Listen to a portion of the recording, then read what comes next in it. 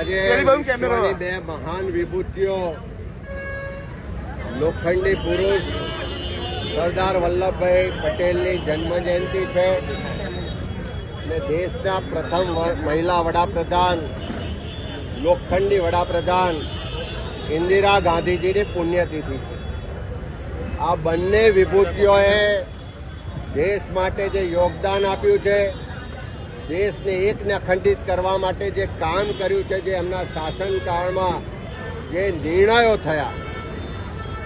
એમનું આ દેશની આઝાદીથી લઈને આ દેશને 21મી સદીમાં લઈ જવા માટે જે યોગદાન રહ્યું એ યાદ કરીએ છીએ ને બંને વિભૂતિઓને શ્રદ્ધાંજલિ પાઠવીએ છીએ। આજે આ દિવસે કોંગ્રેસ સમિતિ દ્વારા પદયાત્રાનું આયોજન કરવામાં આવ્યું છે અને આ પદયાત્રા એટલા માટે છે કે ગુજરાત કોંગ્રેસના એક કાર્યકરનો એક ગુજરાતીનો આજે સંકલ્પ છે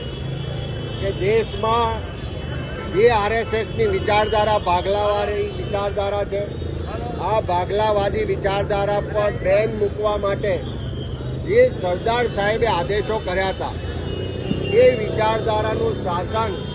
આજે ગુજરાત અને દેશમાં ચાલે છે અને આ શાસકો સરદાર સાહેબને ભૂસી કાઢી એમના વિચારોને ખતમ કરી એમના યોગદાનને ભૂલાવી અને પોતાનું યોગદાન છે, પોતાની વિચારધારાને આ દેશ પર થોપવાનો પ્રયત્ન કરે છે। દેશના ગૃહમંત્રી અમિત શાહ બિહારમાં બેફામ ભાષણો કરે એ અમિત શાહને કહેવા માંગીએ છીએ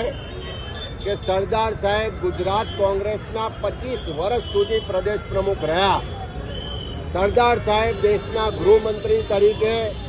આરએસએસની વિચારધારાને બેન કરવા માટેના પ્રતિબંધ મૂકવા માટેના એમના આદેશો થયા। આ એ સરદાર સાહેબ છે જે ખેડૂતોના સત્યાગ્રહની આગેવાની લેવાને કારણે સરદારનું બિરુદ મેળવ્યું। આજે એ સરદાર સાહેબની વિચારધારાને ખતમ કરવાનો પ્રયત્ન થઈ રહ્યો છે, એમના નામને ભૂસવાનો પ્રયત્ન થઈ રહ્યો છે। ત્યારે ગુજરાત કોંગ્રેસના તમામ લોકોએ આજે સંકલ્પ લીધો છે અને એ પણ તમે જોઈ શકો છો કે જે સ્ટેડિયમ પર સરદાર વલ્લભભાઈ પટેલનું નામ હતું, એ નામ ઉખાડી ફેંકીને નરેન્દ્ર મોદી સ્ટેડિયમ નામ આપવામાં આવ્યું। એ સ્ટેડિયમના ગેટ સામે કોંગ્રેસના કાર્યકરોએ આજે શપથ લીધા છે કે 2028માં જે આ સરદાર સાહેબની વિચારધારાને ખતમ કરવા માંગે છે, જે શાસકો આરએસએસના લોકો સરદાર સાહેબના યોગદાનને ખતમ કરી અને પોતાના